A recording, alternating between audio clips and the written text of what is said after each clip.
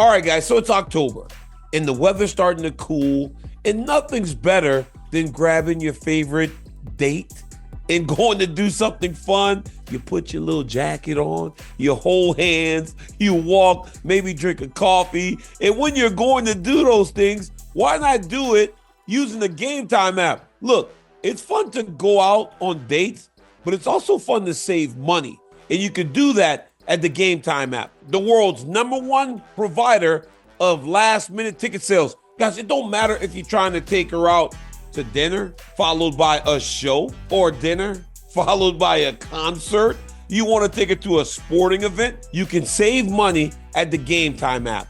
And how else can I help you save more money? Use my promo code DCTV. Because if you use DCTV, we're going to give you $20 off of your first purchase at the Game Time app. Do something fun and do it while saving money with the Game Time app. So download the Game Time app right now. Sign up using my promo code DCTV for $20 off of your first purchase. Hey, this is the best time of the year to go and do something fun. Why not save money while doing it? Let's go. Daniel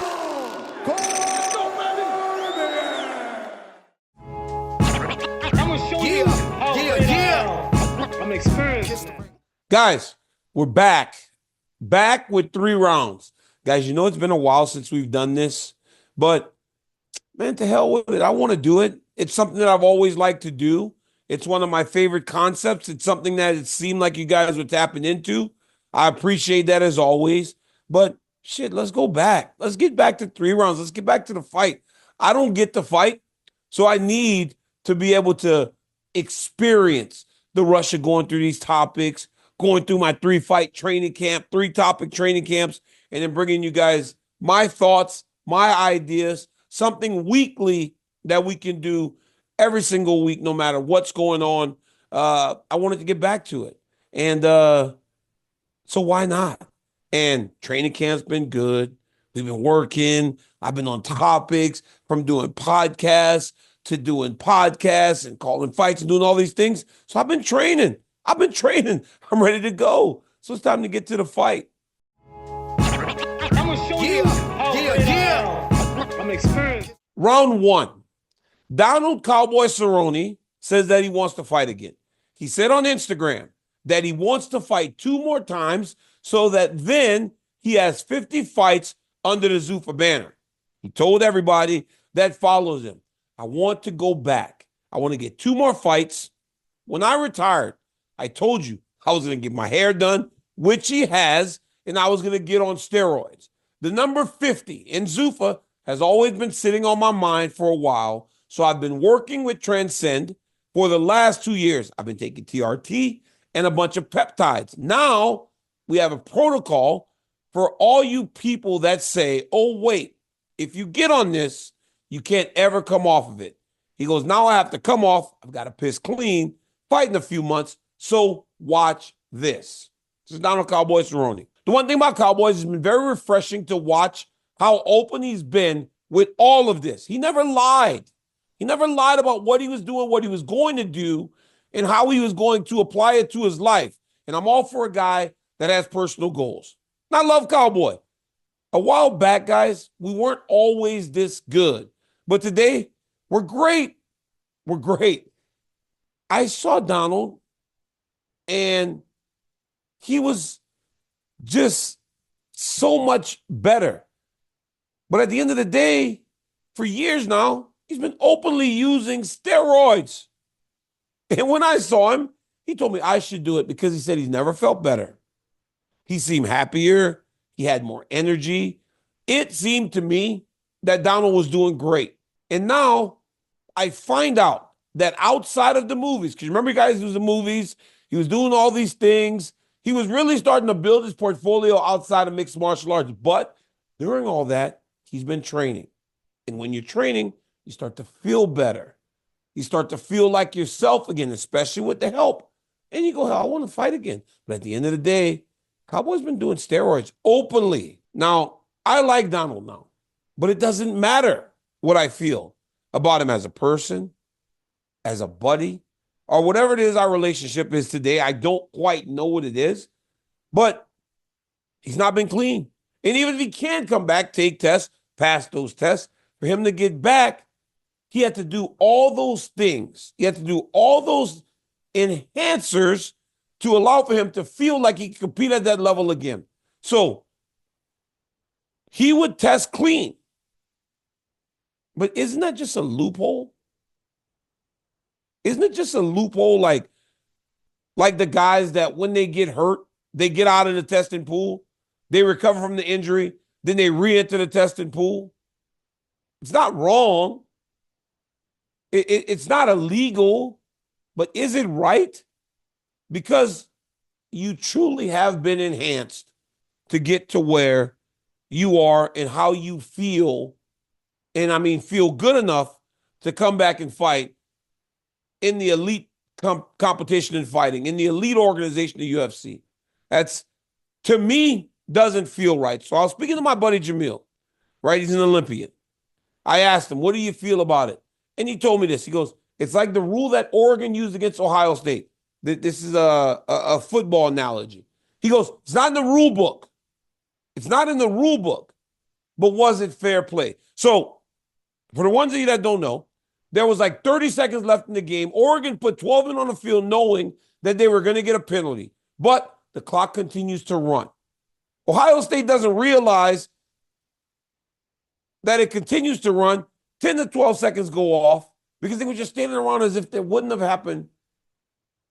They'd have won the game. They'd have won the game. They just stood around there not knowing they would have won the game.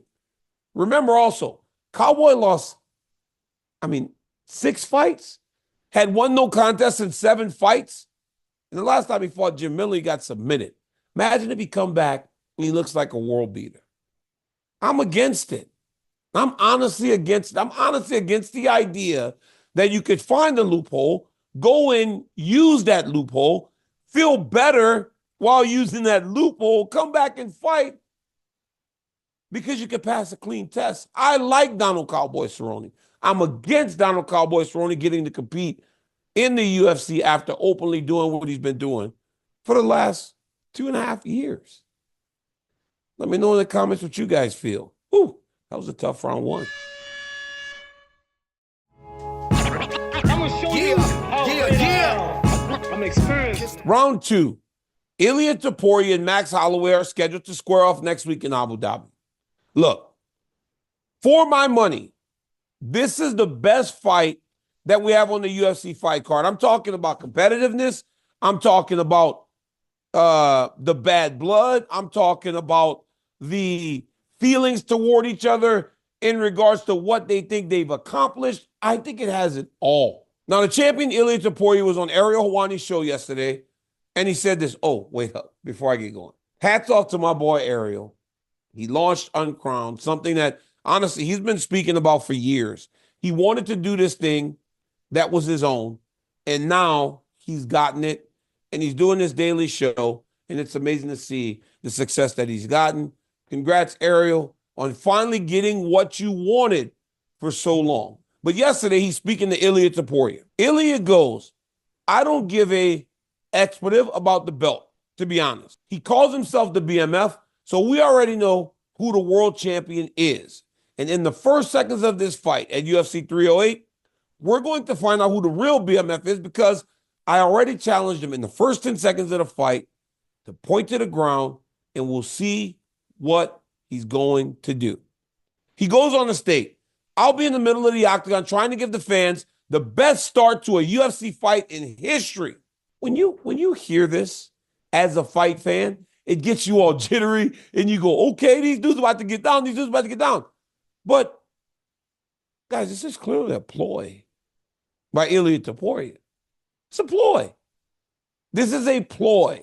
And when you dig a little deeper into it, he's flat out challenging Max Holloway and challenging Max Holloway in a way that you and I know, as friends of Max, as fans of Max, that he probably cannot resist the urge to go out there and just go, I'm going to smash this dude. But at the end of the day, it's a ploy by Ilia Topuria. Because isn't Max the guy that's supposed to fight in this fight smart and maintain range? Because it seems pretty common knowledge that if Max Holloway stands in front of Ilia Topuria, he puts himself in danger.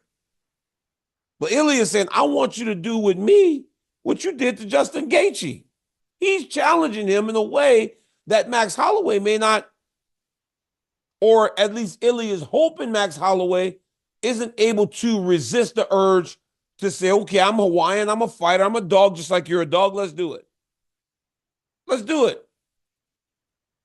It's smart by Topuria. So while he might seem like he's emotional because Ilia cusses a lot, Ilia gets mad, he knows what he's doing. He's the guy that knocked out Alexander Volkanovski in the last fight. When he traps you, he puts you down. He hurts people. He can hurt anybody, even Max Holloway. So by telling him, I'm doing this, I'm going to do this, let's see if this man is willing to fight me like he does everybody else in the middle of the octagon in the first 10 seconds. Why is that important? Because in the first 10 seconds, that dude is fresh. Ilia Topuria can knock you out in the 5th round. Imagine if he can get your hands on you in the start of the 1st round. That's smart by Ilia Topuria, because that's how you challenge a guy like Max Holloway, who is a BMF, who loves the idea that he's the man and he's willing to. If Max Holloway didn't love that, he would have never started doing this. He's been doing it for years. But isn't the thought on this fight that if Ilia is to win, he's going to knock him out? Because we haven't seen nobody outwork Max Holloway over 25 minutes. So isn't Ilia supposed to knock him out? By challenging him in that way, you give yourself that chance. If Max Holloway stands on the quarter and says, okay, I'm with it. So I spoke to Max on Sunday, and he was on his way to Abu Dhabi, getting ready for the fight. He said he's not annoyed with Topuria. He said, but he wants to go and get the job done. The one thing I do want to tell Max Holloway, though, stop stealing my shit, man. Stop stealing my stuff. This dude was out there talking about, I want the easiest fight in the division. Come on, Max. That's your boy's work. Guys, to me, this is by far the best fight that we have on the docket. I know there are great ones coming up, but this one is the best one for all the reasons I told you before. But who's going to play the game smarter? Is Max going to take the bait? I guess we find out in like a week. I'm gonna show you how Round 3. Guys, I hate with a body shot in that round. You know I don't like body shots. That Max Holloway round, I got hurt against the side of the octagon, but I'm a champion. I keep fighting. I got off the stool for this round. I'm not giving up on y'all. Dana White seems to be giving up on the rankings panel. He said, I just cannot handle incompetence. Talking after the Contender Series last night. I can't take it anymore. It drives me crazy. I can't let the people that I don't believe know what the expletive they're doing deal with the rankings anymore. He said that today, right? Because last night he said that. I have a meeting with a group of people who are coming to me and saying they have a solution for the problem. God, I hope they are right. Because I'm going to change it. The media will no longer control the rankings in the UFC. He goes on to say, I can't do it internally. I can't do it. Hunter can't do it. Sean can't do it. Mick can't do it. He said it's unfair. There are fighters I love. There are fighters I do not like. I will not put my guys in that position. I do not want to put myself in that position. So we will outsource this, find someone to do it for us, and hopefully somebody that will do it much better than what has been done before. But he wants to get change, and he hopes that that change is for the better.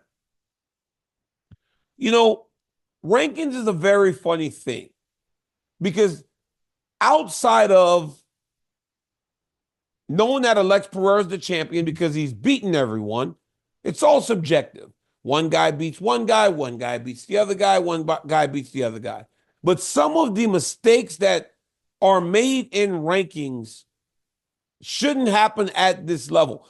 Problem is, to get to where we are today, you had to invite people in who aren't necessarily people who cover the sport on the ground level. So it's not like you're getting all the best reporters in MMA to rank this. That's what they do in football. But they also have other people that are involved. But it's not like you get a general sports media person or a general news reporter, sports reporter, and he ranks the UFC. He doesn't get to rank the top 25 in college football, I don't believe. I'm not exactly sure, but I don't believe he gets as much. The coaches also rank the top 25. So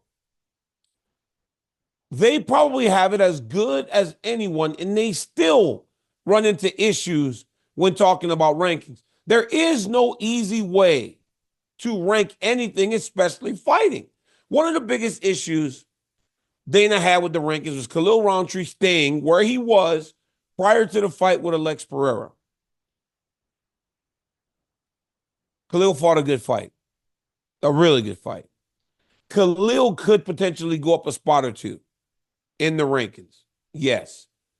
But Khalil lost that fight and didn't beat anyone ahead of him.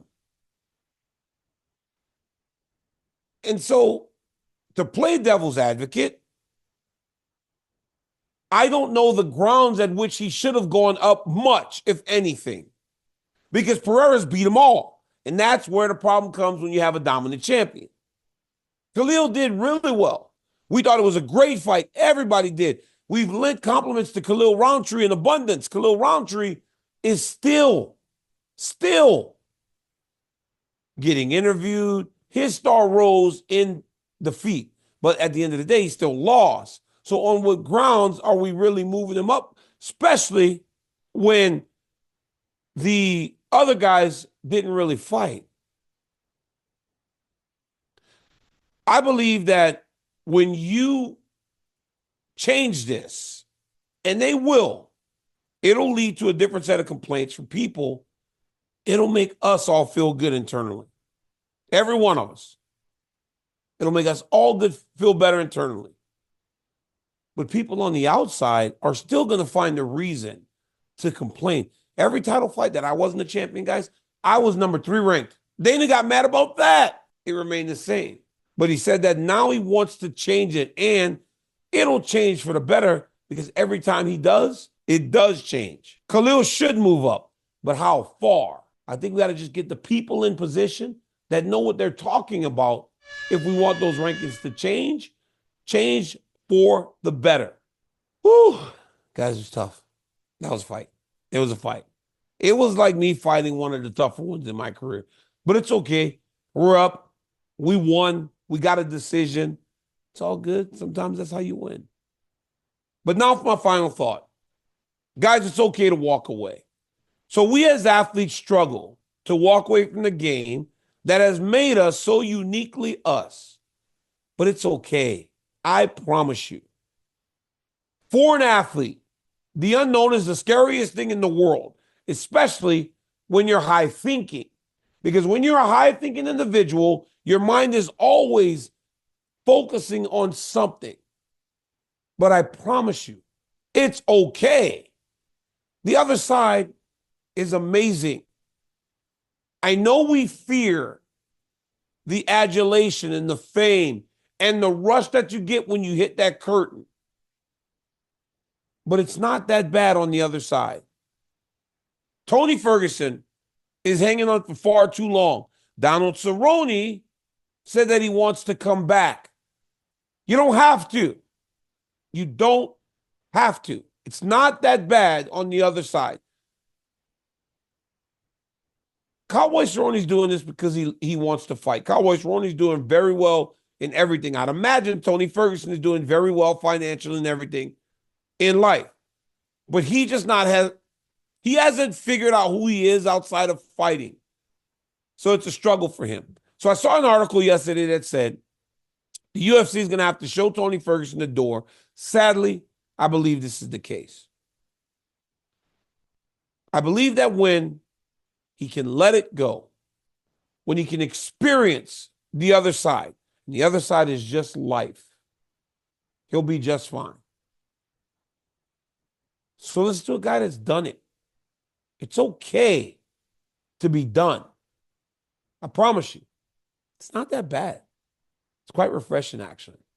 Guys, thank you again for joining me for 3 rounds. I promise you I will be doing this every single week, every Wednesday at 5 p.m. Eastern, 2 p.m. Pacific on my YouTube channel. We'll discuss 3 of the biggest topics in mixed martial arts, and we'll go in depth with every single one of them. I appreciate you guys joining me on this whole YouTube journey. I love and respect each and every one of you, and I will never take the time that you take to watch my stuff for granted. Until next time, like, subscribe, set a reminder so that you miss none of my videos. Until next time, tell your friends that DC's got a YouTube channel, and I'm doing stuff like 3 rounds and checking in with all my friends, as I will next week in Abu Dhabi. Until next time, peace.